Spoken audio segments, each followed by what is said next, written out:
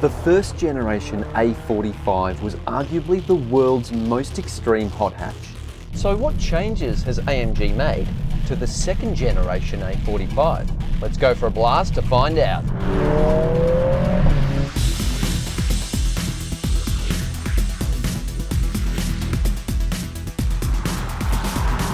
Seven years after the original A45 was released, the new model rocks up priced from $93,000. That's almost $20,000 more than its predecessor and $26,000 more than its A35 sibling. But even with the hefty price hike, this car doesn't feel like a rip-off. All new from the ground up. It's more powerful now and even more eager to rev. This is just epic. Packing a water-injected turbocharger that generates crazy boost levels. The engine has a rev limit of 7,200 RPM and supercar levels of acceleration to match. The engine pumps through a brutally effective and all-new 8-speed dual-clutch automatic transmission, but it's the all-wheel drive system that makes the most tangible change to the new A45.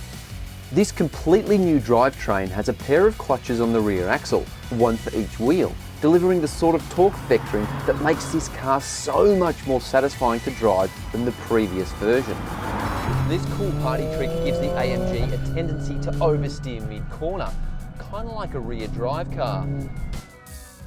With a wider front end and reworked suspension, plus a stiffer reinforced body, the car generates staggering amounts of mid-corner grip. The new model even has a drift mode, but without a racetrack we're not going to tempt fate. But if you want to see it in action, check out Sam's video from the Circuito del Jarama in Spain. It looks off chops.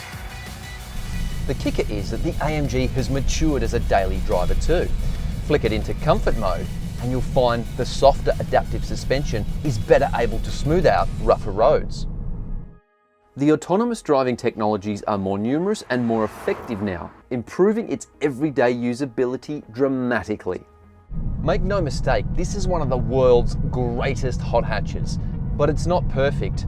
The gear stick, for instance, it's cheap plastic and like every other Mercedes out there, they shouldn't have it. The other issue with the car is it doesn't quite have the exhaust note of its predecessor. That sounded like a fireworks factory exploding. This still has some pops and crackles, but it doesn't have that raw, wild sound to it.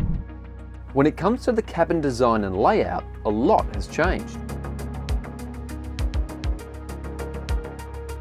Now, like so many other elements of this car, the interior as a whole is much improved.